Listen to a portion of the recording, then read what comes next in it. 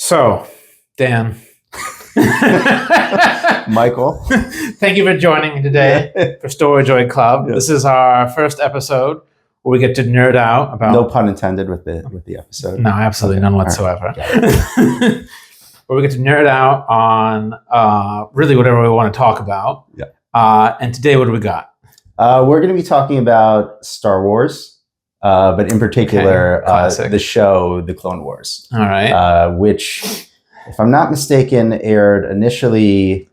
started in 2008, had an initial run 2008 to 2012 when Lucasfilm was purchased by Disney. Disney eventually revived the show for a seventh and final season in, I think, 2019 or 2020. Yeah, I remember. So I started watching it long after it's... Because I didn't take it seriously. To be fair, I was totally prejudiced. I didn't even take a look. I looked at it, I was like, it looked kind of blocky. And in terms of the animation style, I was like, okay, this is clearly for kids. This is not a serious effort. And so I just sort of walked away for, 15 years. Oh, when it came out, I wouldn't even say I was very into Star Wars when this came out. Yeah. I got into this show after Rogue One came out. Because in Rogue One, they had a character from the Clone Wars, Saw Gerrera. And I was curious. I really love that movie. It's actually probably my favorite Star Wars movie. I do think it is arguably probably the best Star Wars film.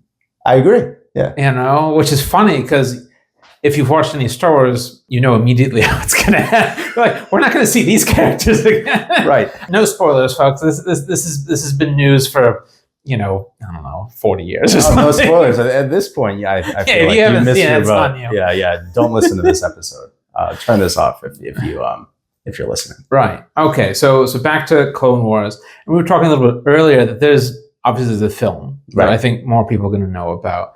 And then there was another animated series that was done previously. Yeah. So that one I even saw later. Okay. I don't think I've seen that one. The Clone Wars we're talking about, sort of the showrunners, George Lucas, everyone knows who George Lucas is, and Dave Filoni, who has been sort of the creative force behind the live action Star Wars shows, The Mandalorian, Ahsoka, some of the other ones.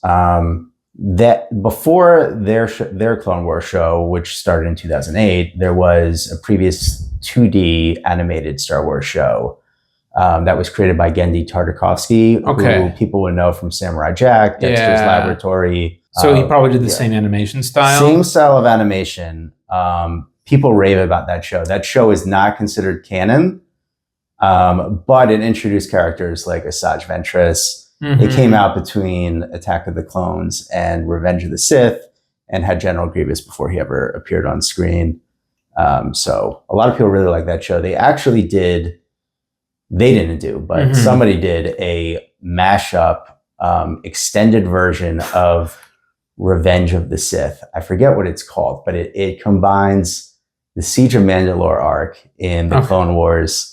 Okay, so they tried to really stitch a lot of different things together. So they stitched that together with scenes of Revenge of the Sith. Tried to do it chronologically, and also scenes from Genndy Tartakovsky's Clone Wars series. All right. And it's about 4 hours long. I have watched it. Holy moly. Okay. That's a bit to watch. Yeah.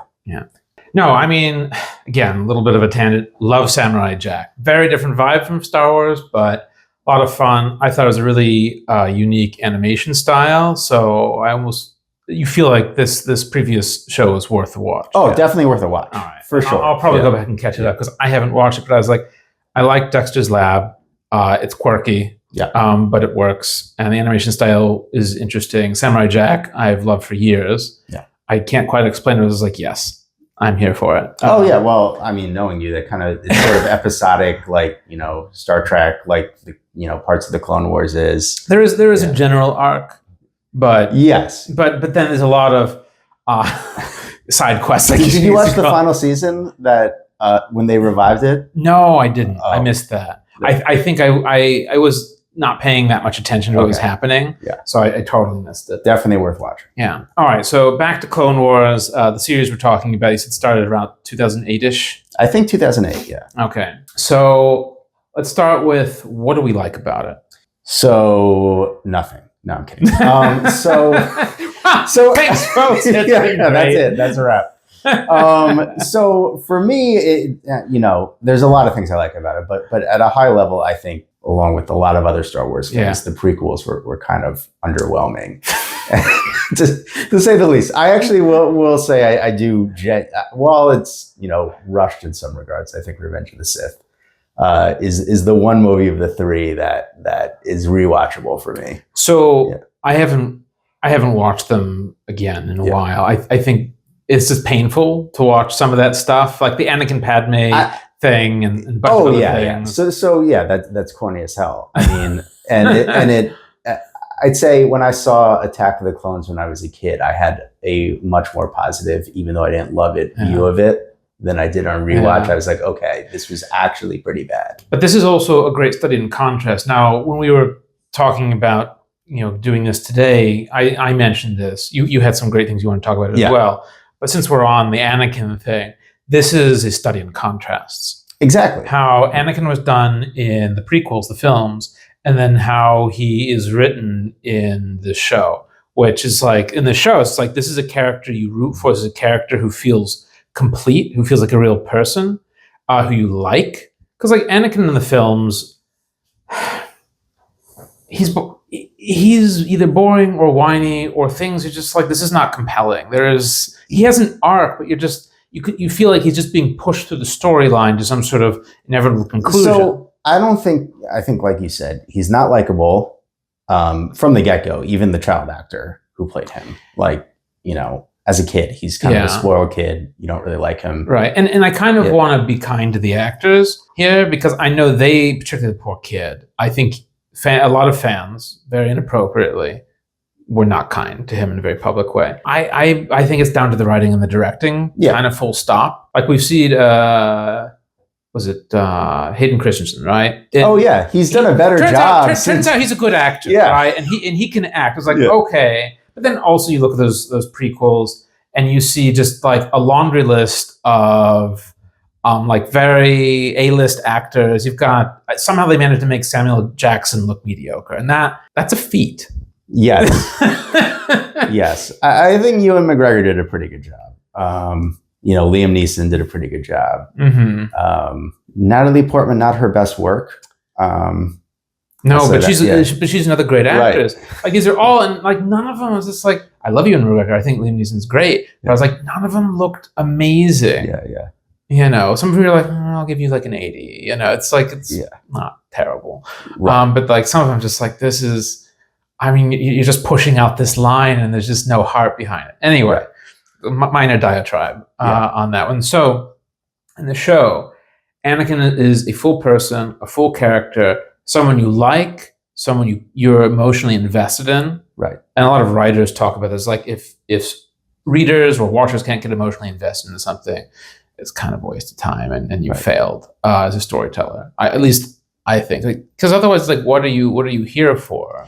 I don't think you have to. This is kind of getting on a tangent too, but I don't think you have to be emotionally invested. You don't have to like the character. No, I agree. But I think it has to make sense, and the movies would have made a lot more sense if he was as likable before his turn to the dark side. Sure, than he was in the Clone Wars. Like they give you a reason, but there's much more telling than showing in terms of like, oh, it's because I think what he wants to do something for Padme or something like that. Right, which he wants to save her. The Clone Wars does not undo that, but it adds so many other elements in terms of his disillusionment with the Jedi. Yeah. Involving ways in which the Jedi failed him, the Republic failed him, failed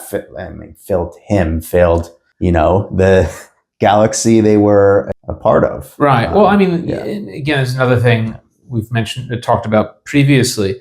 Like the Jedi Order was this rigid, kind of arrogant organization. And he was this kid who, like, yes, not only was he talented, but like they were not giving him the space. Like, no, you just must adhere to this to the end, do it because I tell you to. And eventually he's like, okay, I'm trying to be the good Jedi and kind of the good student, all that sort of stuff. But I have a vision of what I want to do. And you're just kind of suffocating me. Yeah. And I don't know if they were necessarily corrupt, but they are a little decadent in some regards, right? In terms of their position in the Republic and I guess in the galaxy and all that sort of stuff. And I think he just realized that it's like they were failing to deliver. And so he's like, well, I'm a Jedi. I care about these things, but then I'm part of an organization that's frankly just not living up to much. Yeah. Like, I mean, you talk about Yoda as like, he was a great Jedi in many respects, but you think about that Jedi Council and you're just like, this is not the leadership that you're looking for. Oh, yeah. I mean, they're very rigid. And it's also, I think, what you see throughout the Clone Wars is, and not just with him, but with other characters, including the clones. I mean, the clones are featured in a lot of arcs in the show, including Ahsoka, including other characters as well, is how much... And you get some that get their own character, right? But, I'm blanking on one of them in particular, but it was, I think, one of the captains or whatever. Rex, that's right. And he comes back in a couple of other shows, I want to say. He comes back in Rebels? both Rebels and the Bad Batch. The Bad Batch has other clone characters, but there's a few recurring clone characters. There's one who, catches on to Order 66, which people will recall was, Palpatine's plot to turn the clones against the Republic and against the Jedi. But beforehand, and that's a really compelling arc beginning first arc in season 6.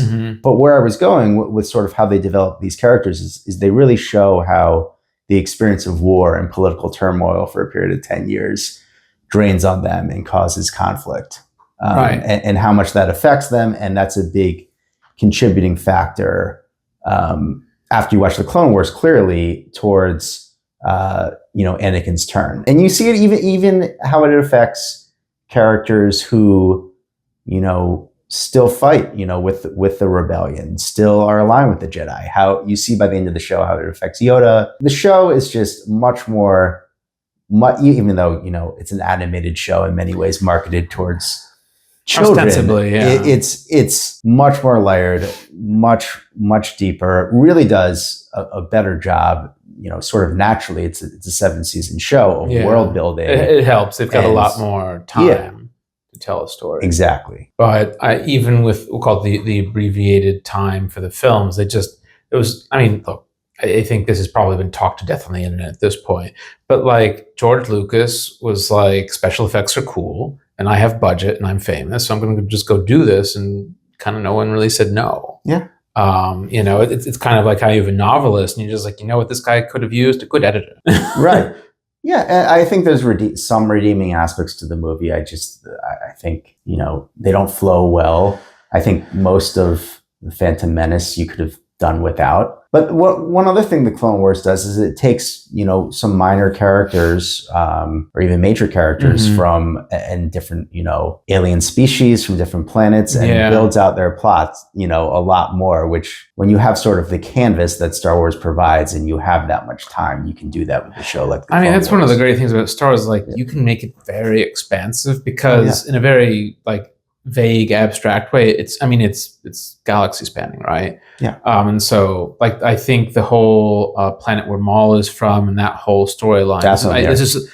This is something we were talking about earlier, and you're keen on. I remember seeing him as a character in the films. And he shows up. He doesn't say much. He does some fancy footwork and then disappears. He says maybe, I think, 2 or 3 words in the first movie. Right. It's like you understand he's supposed to be this menacing thing, and he kind of is. It's also just for people listening, it might sound a little bit weird that after what happens to him in the Phantom Menace, Maul, if you haven't seen the show, Maul comes back, but I think they actually do a very good job with, although it is a little strains credulity a bit with reintroducing him. Frankly, I forgive it because he did a good job with the character. And I was just like, you know what? The way you made this happen is a little hand wavy, right? Fine, but the character you resurrected and wrote, I was like, okay, this is a good arc. This is an interesting character because he's not, to call him evil, I think is not accurate in my view, right? He's a tragic figure. Yeah, right. But he definitely has a certain, I guess we'll call it worldview, and informed by a certain experience. And he looks at, say, the Jedi worldview and sort of ideological framework, and he's like, yeah, I actually think you're just straight up wrong, right? Yeah. You're rigid, you're not seeing this, you're lacking this contextual understanding. And I think actually this is how we should be thinking about the Force, its use, like individuals involved, all this different stuff. Now, whether or not you agree with him is a different story, but you're just like, you can't say he's evil. Eventually, in Rebels, you see his disillusionment with the Sith and with the Empire too. Yeah, he's kind of I hate to use the word, but like kind of a maverick character in that regard. Yeah. But he has a strong, I guess, like sense of self in terms of what he thinks is correct. Right. And he sticks to that. At the beginning, you think, oh, he's just Sith. Right. But you're like, no, he's him. And it just happened when the Sith were behaving a certain way, they were more or less aligned. But then when they shifted, he did not, for the most part. He stayed true to how he viewed things. Right. I mean, he did lead a crime syndicate, so there's that. But look, man, rent doesn't come cheap. Right. You know, you got to respect the hustle. But I want to actually dovetail that into something else I like about the show is that it allows, the creators to dig deep into a lot of the different aspects of Star Wars, a lot of the different influences. You have the spaghetti Western influence, you have the samurai influence, you have the mystical influence, and there's different Jedi's, but space samurai. Right. I mean, essentially. And you have, I mean, there's one character, Cad Bane, who is a bounty hunter, who was based on, Dave Filoni has said that he was based on Lee Van Cleef's characters from Sergio Leone's I mean, he's obviously spaghetti westerns. I mean, like his entire aesthetic, his way of everything is like, he was just pulled out of a Western and thrown into space, and they put some blue, basically a straight up character out of a Western in the end. But he looks menacing too. And even when they brought him into live action in Boba Fett. It was cool. Yeah. That show wasn't amazing. The show wasn't amazing. But that was cool. I think the weak link in the live action shows, but it had some, redeeming moments, I'd say. Yeah, the Space Vespas wasn't one of them. No. That's just what I call them. I'm just like, they're a Vespa. They're in space. Yeah. There you go. Anyway, a million tangents. Because like the Star Wars universe is just so big, and with Disney, they're like, well, look, we paid a handsome penny for this. We've got to squeeze value out of it. And as a fan, I'm broadly happy. Yeah. Just that this stuff, I mean, this show got me back into Star Wars. I was like, Clone Wars? The Clone Wars, yeah. Mm-hmm. And I said that to, I'm a 41-year-old man. I probably got into the Clone Wars when I was in my early 30s. I said that to people. I don't know that they really took me that seriously. I think I watched them 2 years ago. So I'm even newer. I'm only like a year behind you in age anyway. But like, I'm a very new convert to this. And then I watched Rebels. I think at the same time I picked up The Bad Batch. And I think that's what brought me in to watching all of them, because they were just there. Disney has all the IP. Yeah. I will say it's actually, the show in some ways also is a slow burn. I didn't love it necessarily in the first season. Yeah. But what the show does very well over time, and this is something we were chatting about, yesterday or the day before, is that it builds up some of the storylines. So even if, you're like, why are they doing this? This isn't that great. It doesn't make sense. I'm not that interested. Mm-hmm. They develop so many of these different story arcs in a way, and then they tie these different story arcs together. It's true.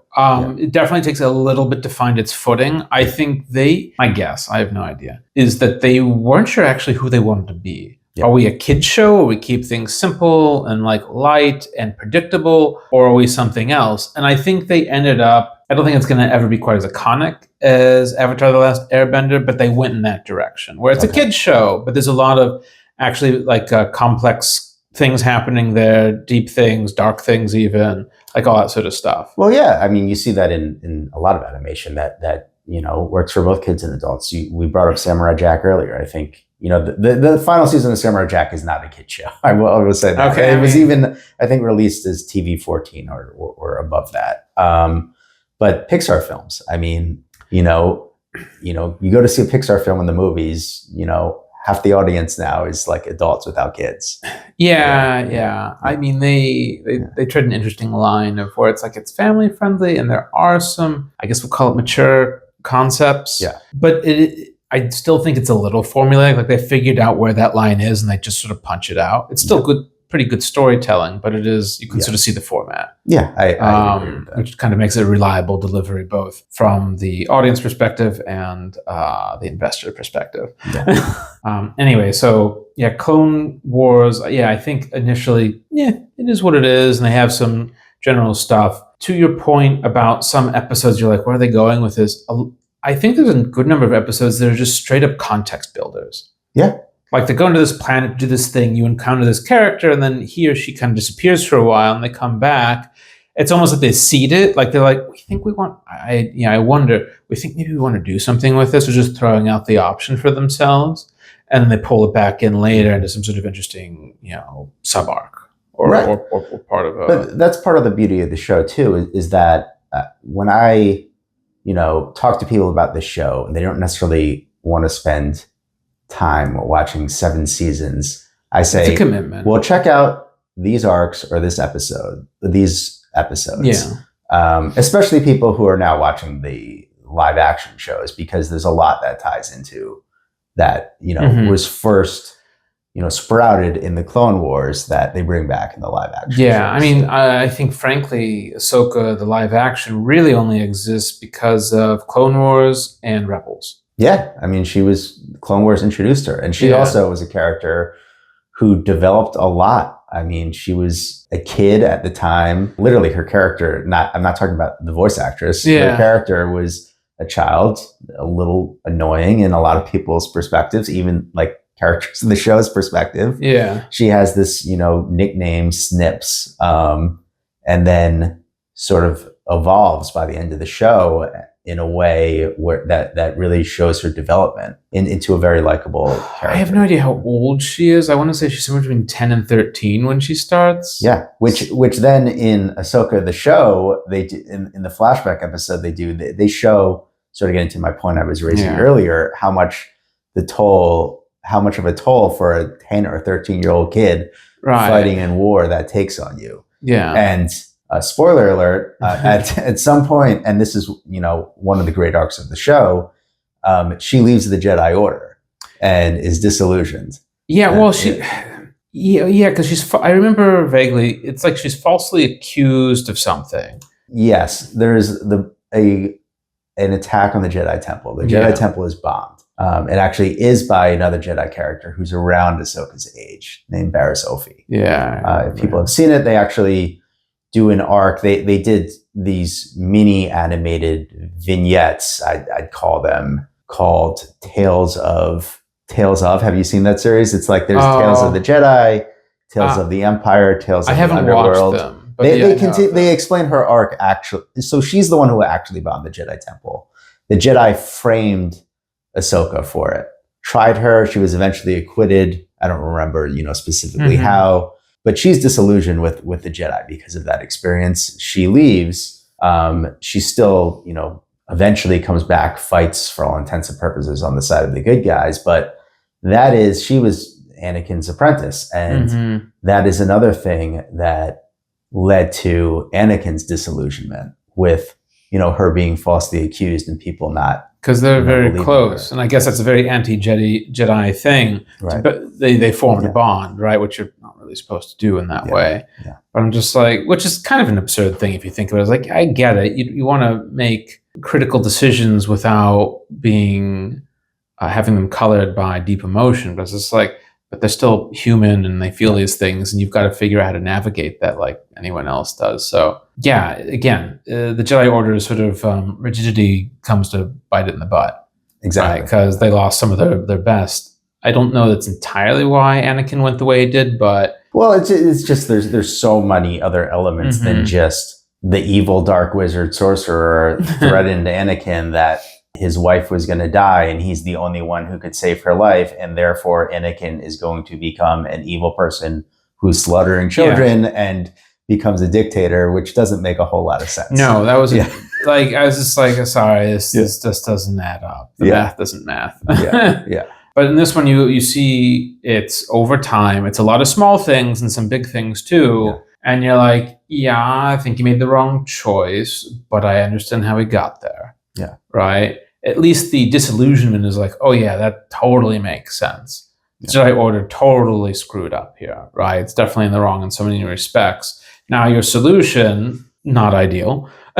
No, but I think, sort of leaving Anakin aside, the show does a much better job of explaining problems with the Republic, problems with the Jedi, reasons why people, and this sort of parallels with things in the real world, why people are attracted to an authoritarian power. In that way, there's I think Lucas was accused of making political commentary, because I think one of the films came out in 2005 when things were there was a line in there which was, "You're either with me or you're my enemy." I think Anakin says that, and something about like only says it to Obi-Wan. If you're not with me, then you're my enemy. And Bush said, "You're either with us or with the terrorists." Either you are with us or you are with the terrorists. So, I mean, to me, it's a little bit of a generic line. I'm like, it's generic, but I mean, when he wrote that, did he really not realize the parallels there? I mean, I still lean. That was not what he was going for. I mean, you also had the thing, was it only Sith deal in absolutes or something? Only a Sith deals in absolutes. That's been trotted out as a thing. Right. I don't know. Yeah. But definitely, I think there's a lot of good nuance in terms of how they do it.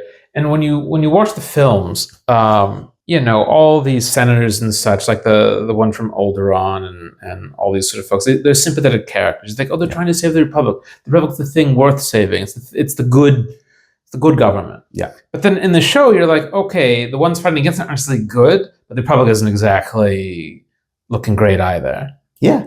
I mean, also you see, it's a crime-ridden galaxy at war. You have pirates, you have bounty hunters, you have smugglers. Right.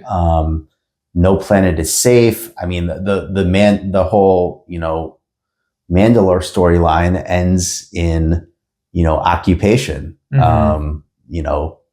Despite, the Republic having a peace treaty with them. Right. Yeah. No.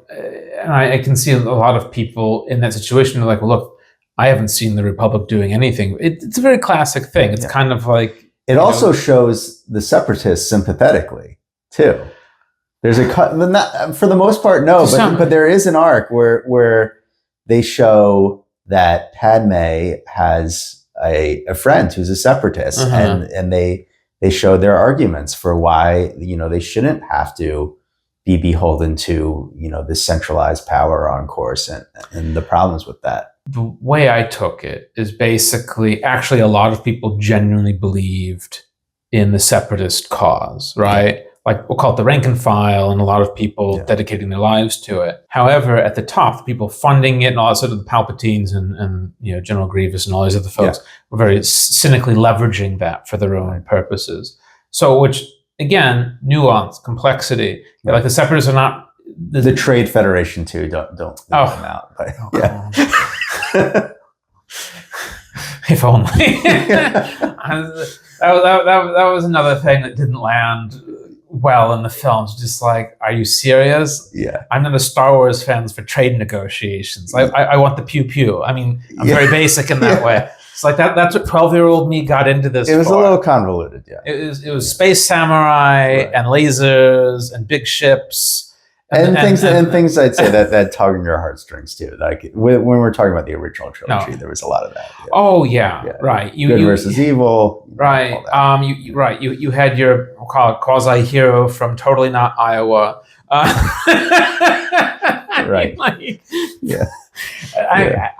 I almost want to know that it's like, did you just steal this from Superman? Tell the truth. Right. I mean, there's also, Star Wars definitely was, influenced by a lot of things. But when you there's a lot of people, for instance, that would say that, George Lucas kind of ripped off Dune in the first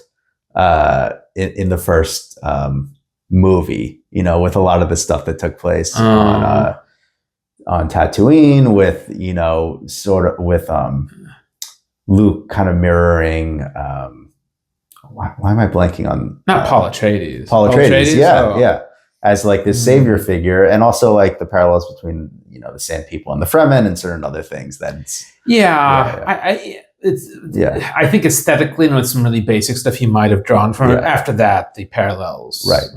I mean, he may have been influenced by Foundation too. I mean, there's certainly elements, lots of sci-fi and even like other things that, again, like some Japanese stories as well. Aviation films is another thing I know he was influenced by in terms of the battle scenes in space. Yeah, which is cool. Like a lot of it's cool. It's a great space opera, like in that sense. Yeah. But he tried some stuff that I was like, I don't think that worked. Anyway, so with Clone Wars, I know another sort of side quest we just went on, but like Star Wars is just such a big sort of story universe. You were talking about, it was understudy of Count Dooku, I think, for a bit. Asajj Ventress, yeah. Yes. Yeah, so she has an arc which sort of lasts throughout the whole show, where at first, she's unquestionably a bad guy. She's works for she's, I don't think officially a Sith, because as any Star Wars fan knows, there can only be two. But she is on their side, and then Palpatine asked Dooku to eliminate her. I think he feared that eventually, as Sith do, they would overthrow him. She goes back to her whole home world of Dathomir. And that they sort of bring in some of the mystical stuff because it's a planet with witches. Maul happens to be there as well. Yeah. It is much more mystical kind of it's like straight up space but it shows magic. This other group, separate from the Sith and the Jedi, and they have other groups like this in Star Wars who use the Force as well. Yeah. Bene Gesserit. They're straight up Star Wars Bene Gesserit. Oh, right. I think about it. Yeah. Well, Bene Gesserit have also been, in Star Trek too. They have it. If you saw, did you see Picard? Oh, in the first season, they have like this group of Romulan witches, and there's only they're like one male, with, like absolute candor or whatever. Yeah, something like that. Yeah. Discovery introduced some of that as well. Okay. I think that's where it originally came from. Yeah, which was like random but kind of interesting. Yeah, it popped up anyway. Wow, we're really doing some crossovers. Yeah, so they have some of my favorite arcs in the Clone Wars involve the conflict between Dooku, General Grievous, and the Night Sisters of Dathomir. Yeah. And they have some great battle scenes. Eventually, the bad guys prevail. I don't know who, the Night Sisters aren't, it's weird calling witches the good guys, but they're not bad guys. Yeah. They have their own way of doing things, and they're just kind of there to protect themselves. They're not there to really harm anyone. Yeah. But obviously, I think they introduce some sinister aspects of them later in the show, but at the beginning, no. And that sort of leads into bringing Maul back because he's from that planet as well. Right. He has a brother, which you learn, but actually he comes into the show beforehand from the males on the planet. Which apparently is separate. Are separate. It's, a matriarchal society for all intents and purposes. They, bring him in to be Ventress's apprentice.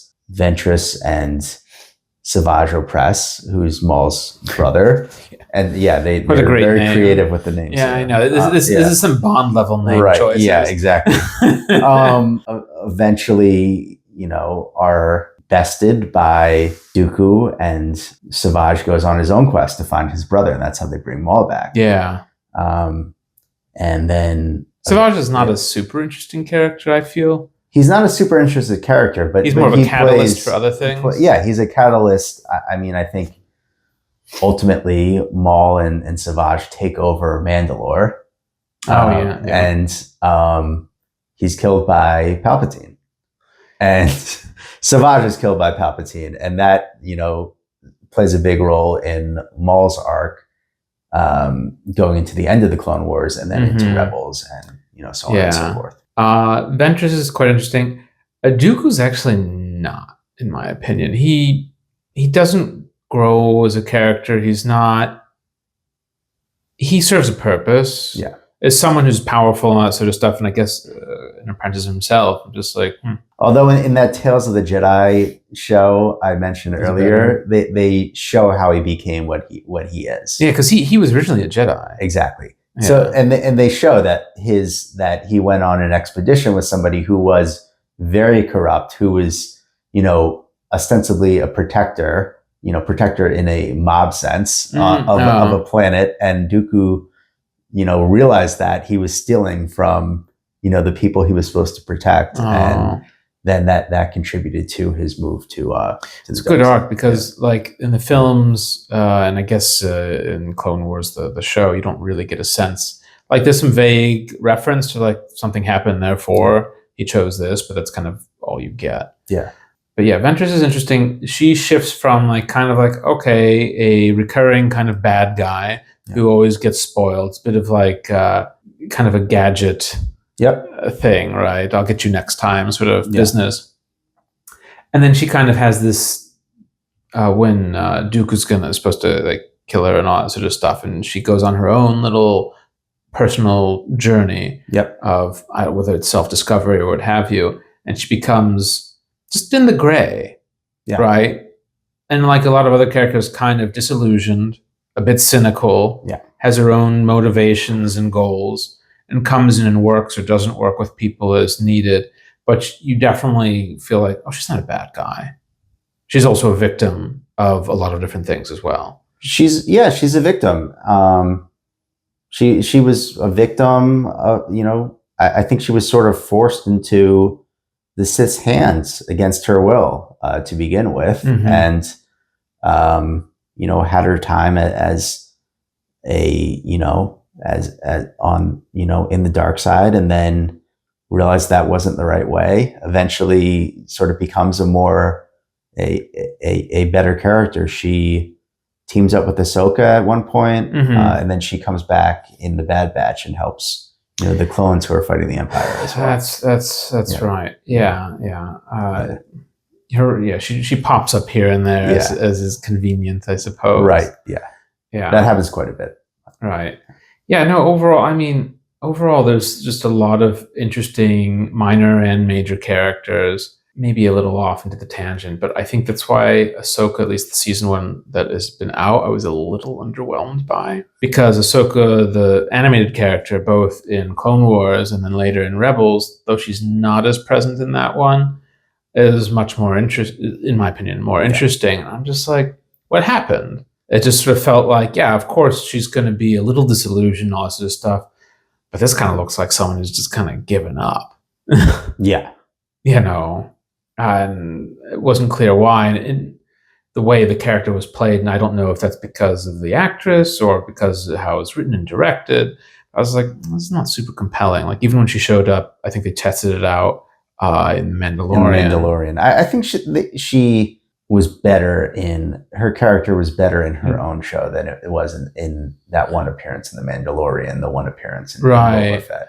Well, at least there was an arc. There's a whole bunch of issues with, in my opinion, the season that's been out for Ahsoka. Really? I liked it. I didn't hate it, but I was like, I'm also I think Thrawn is a good character. Oh man. Like, yes. I'm glad we. Well, that actually brings me to something else, which is that the show, I'm not very well versed on the Star Wars expanded universe, but they bring in all these characters from the expanded universe. He's a great character. Yeah. I had totally forgotten. I'm glad you brought him up. Yeah, he's not in the Clone Wars. Spoiler there, but he is in Rebels. Yeah, he's in Rebels. But I mean, when does he become like the general or whatever? Is he very like technically happening then? Well, he's an admiral, not a general. Oh, admiral. Sorry. Yeah. It's like, actually.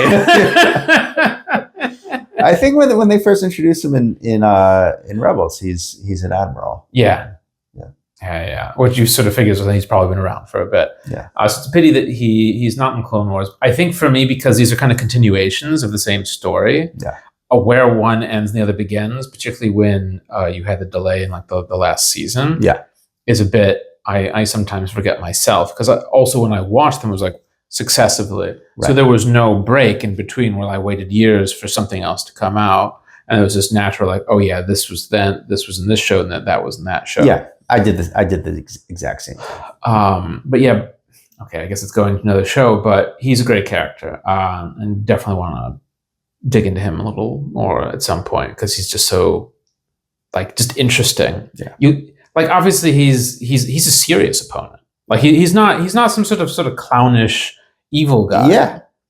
He is like, this is thoughtful, methodical, effective. Yeah. He's a very intelligent, mischievous villain, who, like I said about Cad Bane, also has this menacing aspect about him. Oh, for sure. Yeah. I mean, I feel like, if you're trying to go toe to toe, you're in a bit of trouble. Oh yeah. He's yeah. And I don't remember, I don't think when I was a kid I ever read the books that what is it even called? The Thrawn trilogy, Heir to the Empire, I think is one of them. But apparently his character is very in line with how he was in the books, and that he was a beloved character. So then Dave Filoni brought him back in Rebels. And they, gosh, I want to say it's probably a Danish actor. Lars Mikkelsen. Yeah, who is he also plays, and this is why I kept recognizing his voice. It's like, how do I know you? In The Witcher. I've never seen that. He plays one of the, like, sorcerers, or in that kind of troublesome character. But I was like, I know this voice. Yeah. And then when I looked, I was like, there we go. He also for what it's worth has this great sort of horror movie-esque organ music in the show that follows him around. That's the other thing. Ahsoka has her own music. All these characters have their own music that sort of they took from the animated shows, and then when they brought them in live action, took those themes as well. So, question for you for the Clone Wars. So there's this kind of planet off the grid where you've got the father and the two children. Yes, Mortis. Thank you. Yes. Go on, Michael. I want to dig in that one a little bit, because that started to get a little sort of fantastic. Again, a little more fantasy thing. I'm just like, all right, there's a lore happening here. I don't know that I'm really buying into it, but I guess you've got a story you want to tell with it, and you're using this as your tool. Yeah. I mean, how did you feel about that as a story element, and then also how it impacted Anakin's thinking, because he gets a bit of news from his experience there, and it definitely affects him. That foreshadows Anakin's turn to the dark side. Like I've said, there's a lot of mysticism in the show, and there's certainly a lot of mysticism in that arc, and I think it sort of really digs into the duality of the three main characters involved. Well, there's two sets of three main characters involved. There's Ahsoka, Anakin, and Obi-Wan, and you sort of explore their psyches in these challenging circumstances that they find themselves stranded on this, very strange world. Mm-hmm. And then you have the father, who's sort of the balance of the Force, the daughter who's on, the light side of the Force, and the son who's on the dark side of the Force. Right. And apparently in the expanded universe, there's also the mother, who I kind of suspect at some point in the live action shows, because in Ahsoka, they bring Mortis back. Oh, okay. Remember in the last episode of Ahsoka on that planet in the other galaxy, they show the statues of... Yes. Yeah. So I suspect they might bring the mother in at some point. Okay. Because there's something strange going on that planet with, the Night Sisters connection. But I think I think it's a really good arc. It's interesting. And like the son, even though he sort of referenced the dark force, it's like, is he evil? Not exactly. Does he do bad things we would consider bad? Definitely. And again, that's something they do well, because, I mean, and this is probably what Lucas intended. Like when he wrote the first three, trilogies, or not only him, but some other folks as well, it was kind of very straightforward. Yeah. The light side was the good guys. The dark side was just you're evil, right? Yeah. And that's kind of how it was written. It was a very straightforward story that they show. I mean, I think if memory serves, he kills his sister. Yes, that's right. But they show that he is, even after killing his sister, distraught about it too. So I think he feels like he was driven to it, like almost like an act of passion, or you know. Yeah, it also has. I mean, these are basically like the Force gods. Yeah, essentially. Yeah, and it almost has this like Greek tragedy element to I'm sure there was an influence there. You can't. At least I don't know enough of Greek mythology to put my finger on it. Yeah. But it has that feel to it. It's like this is clearly from. I mean, there's a lot of mythos going on in general, and I know Lucas and others were influenced by that. So I wouldn't be surprised. Like, oh yeah, we drew on these stories that we'd read and kind of refabricated it into this thing that's a little different, but like fundamentally we pulled from here. Yeah. I would not be at all surprised if that was the case. Yeah, so I thought it was like an interesting thing, tool for foreshadowing that kind of makes Anakin have to. Because he's kind of told a bit of the news about himself is like, you've got to make a big decision, son. Yeah, exactly. Yeah, he finds out what he might become if he continues down the path he's going on, and he continues down that path. So make of that what you will. It also, I mean, just to jut in here a little bit, plays a big role in Ahsoka's storyline. The daughter, when she dies, brings Ahsoka back to life. Ahsoka is killed in that arc. Yes. And there's an owl that follows Ahsoka around for apparently for the rest of her life. I think we haven't seen the end of her life. But, no, I haven't. Yeah, it's the whole thing's interesting. Yeah, it's kind of trippy. It's definitely an arc I would recommend people watch. Yeah, I mean, it's one of those things where I think. Obviously, Star Wars always has had an element of just like kind of space magic, right? Mysticism and all that sort of stuff. The Force is absolutely that, but that was kind of it. And so the rest was. It's also a very, very visually, I think, impressive series of episodes. Those 3 Mortis episodes, they do a great job with the animation. There's a lot of a beautiful animation, in my opinion, in those episodes. Yeah, no, it's super cool. But with some different elements, I think there's a lot more mysticism and kind of almost magic brought into the Clone Wars series compared to what we saw in the films. Though you start to get a little more of it in the sequels, right? I mean, I would say spoilers, but again, this stuff's been out for a while. I think we're well past spoilers at this point.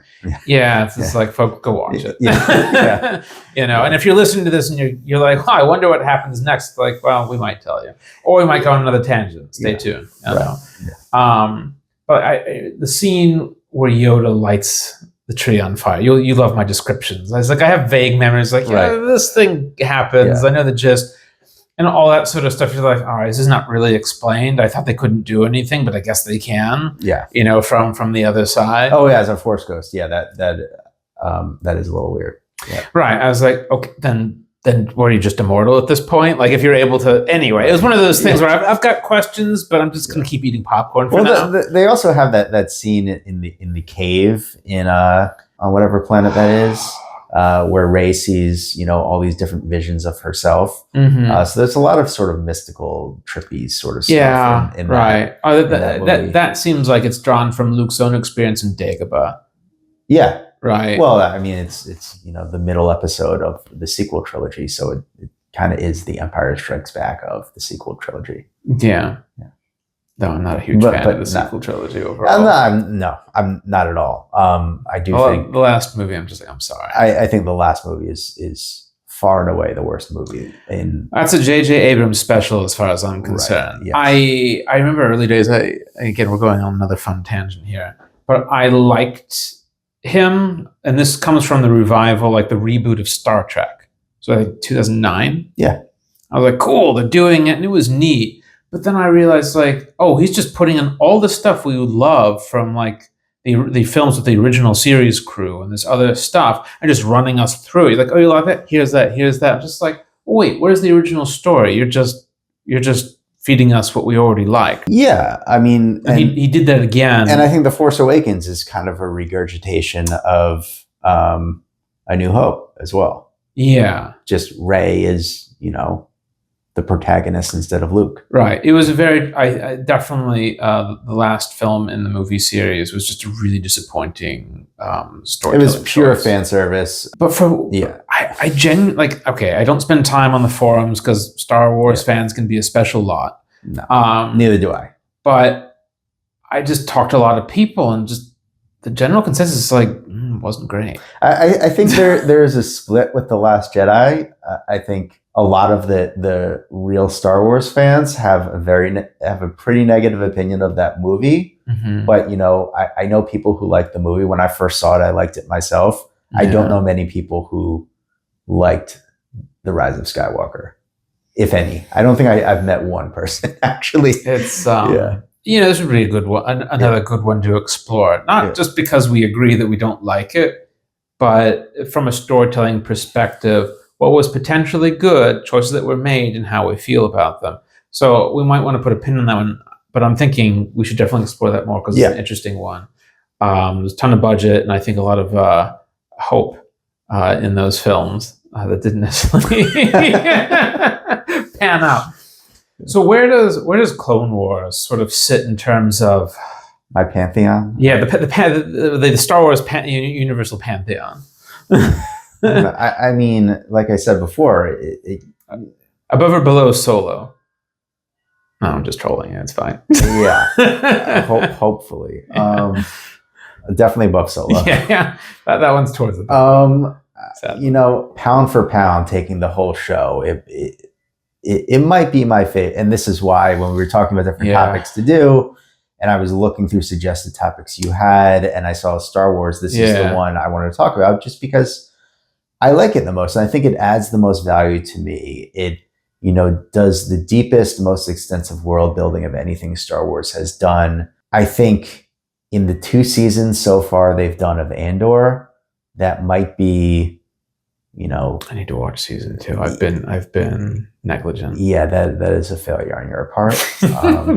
But I'll forgive you. It's very generous. I think that is, first of all, it doesn't even feel like a Star Wars show in many ways. I mean, it is like taking Star Wars out, and I think it was actually talking about Andor. Andor, yeah, yeah. Well, because do they even have Jedi in there? No, I don't think so. Yeah, they don't. There was some suspicion that one of the characters might be, but as far as I know, it's just like regular people. Yeah, in the second season, I know you haven't seen it. Yeah. Sorry, there's a reference to the Force at one point, and I. But it's interesting. I wonder if they just said, it's like, what if we tell Star Wars without any Jedi? But Andor is one of the. I mean, I think it's just a great story as a political thriller, as a story of what it's like to live under an authoritarian society in so many different aspects, and what it's like to sort of resist and rebel against that. Yeah, and also tells really on top of that, being sort of the broad arc of the series, does some really great character development and really good sort of side stories as well. Yeah, that they managed to fit in. It's has this sort of literary quality to it, and so that's one of the Star Wars series that I'd say I put above the Clone Wars. Okay, I definitely need to watch season 2, but I know that a lot of Star Wars fans, and even based on my viewing of season 1, I was like, this is a good one. Yeah. Yeah, it's great. And I think, but I'd say of the animated stuff they did, the Clone Wars is still my favorite. Yeah. I mean, there's moments in Rebels and the Bad Batch that are great. I feel like Bad Batch is really stable. Yeah. It's always more or less solid. Rebels is a little, not all over the place, but it fluctuates. You've got some episodes I'm like, man. Rebels really is more of a kid show than I think any of the others. Yeah, because you've got the classic thing where you've got one, character is like the mentor figure, and he's got his own arc and his stuff to sort out. And then you've got, basically a Padawan, if you will, right? The one who's learning. Yeah. So it's a little more classic in that way. And then you've got the crew. You've got the crew, all different personalities. It has a bit of Firefly feel. It's very right. I think with all these shows, I mean, and this is probably why Lucasfilm has entrusted him with doing so much with the franchise going forward. Dave Filoni kind of knows what makes Star Wars work. Well, it's always great when you see someone who's writing or directing something who loves it. Yeah. Because you can tell, like, not everything he's done has been a home run. Yeah. But I know when he's doing it, it comes from a place of love and passion and excitement. I was like, awesome. I love that someone has been handed the keys to the castle who loves what's in there. You know, so for sure. And Mandalorian is definitely another one I want to explore. Pretty solid space western, particularly first season. Yeah, I've liked the show overall. You know, haven't loved some of the stuff they did in the third season, but yeah, I think that'll be another one that I would like to. I'm excited for the movie though. There's a movie. There's a movie, The Mandalorian and Grogu. I think that's what it's called. Man. That's coming out, which is going to be. Okay, I'm going to go watch the trailer and see how I feel about it. The trailer's good because I'm just having like flashbacks of like video game films, but I mean, it should work. We've got Star Wars films elsewhere. It's just interesting to take it from how it's been done, which is very serialized, right, to what I assume is probably a 2-hour film. Well, actually, it's funny because we brought up Samurai Jack earlier, but what The Mandalorian reminded me of at first was Samurai Jack. The Mandalorian himself, kind of in sort of this like you know, Planet of the Week, Mission of the Week thing. It was like, you know, how you saw Jack, you know, go on these. Oh, it's very challenges. episodic. Yeah. But I and there's something that drags you into the next one. Yeah. And I actually think they lost the thread with successive seasons, particularly the most recent one. I was like, you know, but definitely would like to sort of dive into that a bit more. So when thinking about Clone Wars in terms of sort of the pantheon of Star Wars, we'll call it stories, probably rates pretty highly because from you were saying as much, but I think about the amount of really heavy lifting it does just to build out everything that leads up to the original trilogy. Yep. And a bunch of other stuff. And it does such a better job than the prequel films. Well, everything that also builds out the prequels, don't you think? It does, and in many respects supplants them. Yeah. It's just a superior storytelling effort. Right. I mean, obviously they had more time, right? And not every episode's a winner. But overall, it's head and shoulder, I mean, and then some above the films. Right. And well, I think, you know, if you watch the final arc, the final 4-episode arc of the Clone Wars, the Siege of Mandalore, and sort of view that as an alternative ending to the prequels, to Revenge of the Sith, it surpasses Revenge of the Sith. Yeah. I mean, I don't think the prequels have bits, and I like Revenge of the Sith, as I said before. All right. Yeah, I don't think any of the prequels I like. I'd say that some of them have stuff that I like, but on the whole, I'm just like, this is a slog. Yeah, they're long. You can just sort of see that George Lucas was having fun with the things that he couldn't do for the original trilogy, which I get. But like as a fan, I'm just like, I don't know, man. This could have been like an hour film. Instead, I'm still here 2 hours later. Yeah, you know? I think Revenge of the Sith gets a little bit better when Anakin actually turns to the dark side, because he's never a likable character in the prequels to begin with. So you know, you're like, oh yeah, this guy's in his natural element now. Yeah. And I do think, you know, the fight scene between him and Obi-Wan is great, just choreographically. You're talking about the films? In the film, because then we could go into Obi-Wan. Or Kenobi, I guess it's called, the show, the miniseries. Was it? I thought it was Obi-Wan. I don't remember. Yeah, I mean, we should put a pin in that and save that. Yeah, exactly. Oh man, the comment section is going to explode. Like, I can't believe you guys are allowed to talk. Yeah. But what was it, like a 6-episode miniseries? That would be another fun one, just because I think they do great work. Less with Kenobi, honestly, but really Darth Vader. Those fight scenes are fantastic, and Hayden Christensen I'm like, damn. But I mean, really, like with like the Princess Leia thing. Oh well, Princess Leia thing. I mean, they have to bring her back, and it doesn't really make sense with A New Hope either. No. It was kind of corny. I did like what they did with the Inquisitor. It was super cool. Yeah. Well, they I guess the head Inquisitor, and then I'm talking about the Inquisitor who the young one. Yeah, the young one who's actually on a secret, in a stealth way, trying to get her revenge on Darth Vader. Right. Which you guys can watch if you want to see how that pans out. I have no bones about spoiling it. Oh, okay. I don't think it. If you know these things, it'll ruin the shows or the movies for you. Fair enough. Yeah. I like when it comes to me, I hate when people spoil. Now, obviously, it's been out for a hot second. Yeah, but how are we supposed to talk about this? I know. Without doing that.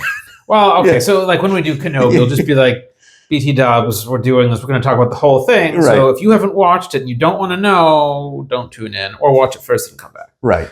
Yeah. Yeah. But you can maybe edit out my spoilers here. But, nah. Yeah. All right.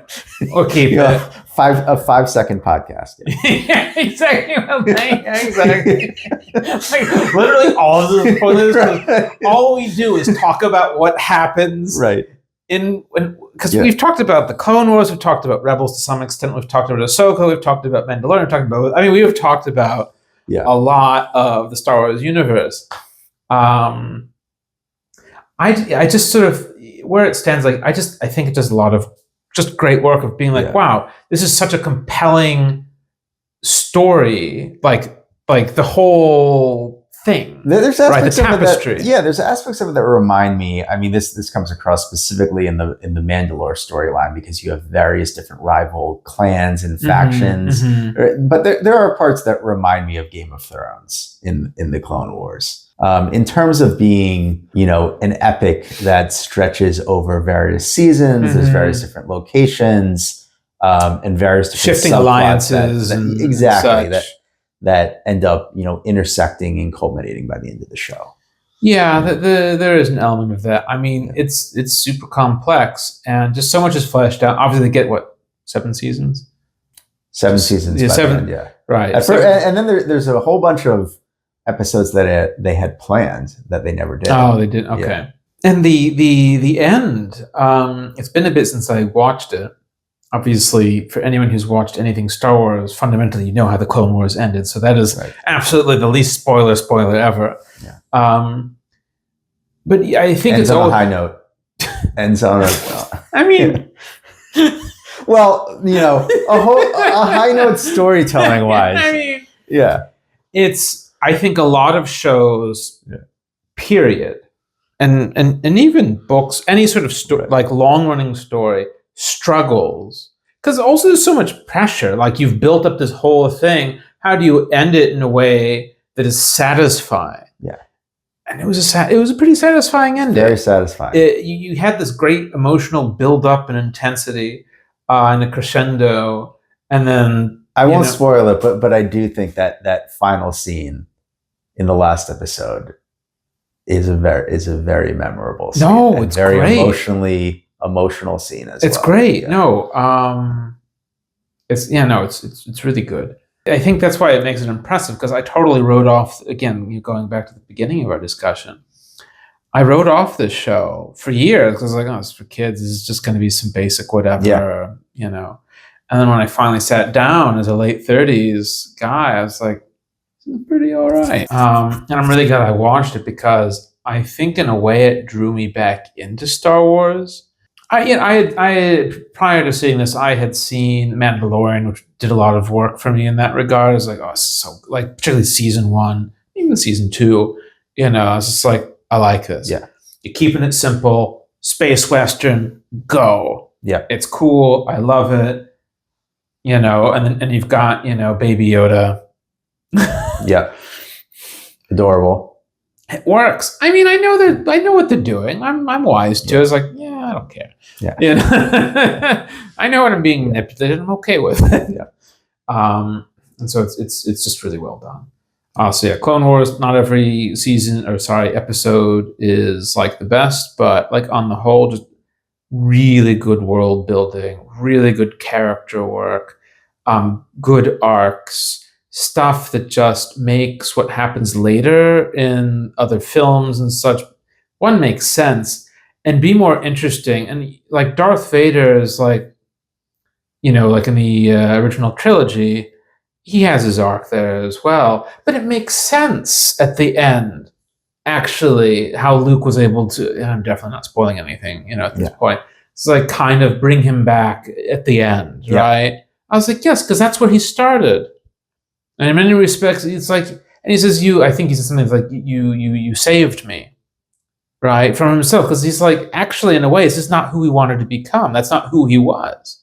Yeah. And so Clone Wars is a great job of giving that background that makes, if you go back and watch it, like, oh, this is way more compelling. Now, obviously, I don't think that was part of the idea when George Lucas originally wrote it. But the fact that the Clone Wars now exists and has done that work, I'm just like, that's much more powerful and makes much more sense versus like, wow, we needed this to happen because that's how we wanted the story to end. And so we go with it. Now I was like, no, this totally makes sense. I'm completely convinced because I know all this about him previously. Yeah, but it's easy to do that when you have plot holes. It's easier after the fact to go back and but they did try to make. They did a great job of paving that over. right. Yeah, it's fairly seamless work. They do a really good job with how they fill in a lot of the plot holes or things that didn't quite make sense or weren't very appealing in the first place with these animated shows. Yeah. Right. I mean, Rebels does a bit of stuff as well. It's not perfect. It's good. I would just leave it. It's good. It's good, and I think if you want to watch the full, get the best bang for your buck as a Star Wars fan, it's necessary viewing. Right. Yeah. I feel like Clone Wars does have a range in terms of how good a given episode is. I'm going to say a 4 to a 10. I do think there are 10s in there. Yeah. Where just like, this is I also think there are certain, multi-episode arcs that stand alone that, don't have much connection to the rest of the series. Mm-hmm. I'm thinking of the arc. It's sort of has similarities to Apocalypse Now in terms of one of the characters, General Krell, who in the midst of battle kind of loses his mind and turns against his own troops. Mm-hmm. And that is a really strong arc. You'll see that on a lot of lists of, best arcs of the Clone Wars. And, so that's definitely one I would recommend. There's, standalone droid stories, standalone bounty hunter stories.